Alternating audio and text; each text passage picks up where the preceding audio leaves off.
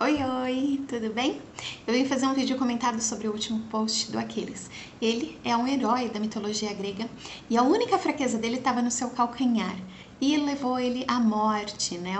Uma flecha envenenada atingiu seu calcanhar e isso foi a sua derrota. Mas onde começa essa história?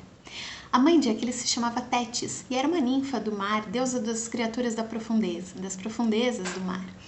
E acontece que Tétis, quando casou com um mortal, teve seu primeiro filho, a quem foi batizado de Aquiles. E, para infelicidade dela, Aquiles era tão mortal quanto o pai. Veja, para uma divindade talvez tenha sido meio indigesto que seu filho não tivesse as mesmas características que ela tem. Ela então pegou o menininho, um mortal, e decidiu levá-lo até as margens do rio Estígio, o rio que cortava, né, fazia a divisa entre o reino dos vivos e dos mortos, e ali ela banhou o seu menino, segurando pelos pezinhos, assim, mergulhou todo ele e voltou. Esse batismo, esse banho, conferiu a ele uma invencibilidade sobre-humana, porque as águas do Estígio eram realmente mágicas, né? Mas onde não foi banhado pela água, justamente no calcanhar, né? Ficou a grande fraqueza de Aquiles. Ele, então, na guerra de Troia, foi derrotado com uma flecha no seu calcanhar. E ficou até hoje, veja, termos na fisiologia ainda existe o calcanhar, o tendão de Aquiles, né?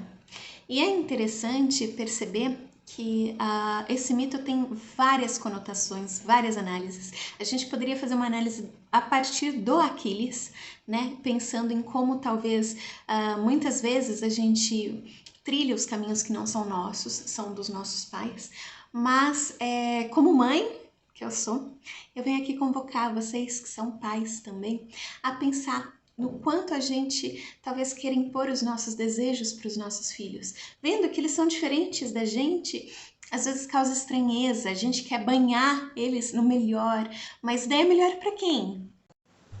E será que vale a pena todo esse esforço tentando fazer o melhor, sendo que o melhor para mim às vezes não é o melhor para ele? Né? Quando a gente nega a natureza de um filho, seja por não enxergar ou seja por enxergar e não concordar, a gente também está sacrificando a felicidade dele. Somos seres humanos diferentes. Khalil Gibran Khalil, um grande poeta, falava que os nossos filhos não são nossos, eles vêm através de nós. Então, a gente não tem poder concessão e é difícil muitas vezes entender isso. Conforme as crianças crescem, fica cada vez mais difícil entender que sim, eles têm uma essência particular e é um exercício diário se segurar para não ir lá mergulhar nas águas desse rio Estige, né? Porque a conferência de uma divindade para um ser mortal, talvez não fosse de grande alegrias, né?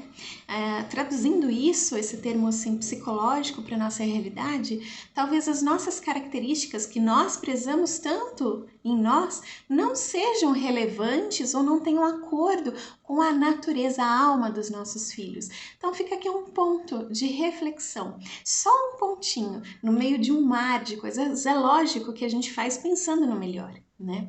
Mas eu acho que negar ou negligenciar a natureza deles é um baita de um problema, tá bom? Vamos pensar sobre isso. Um beijo!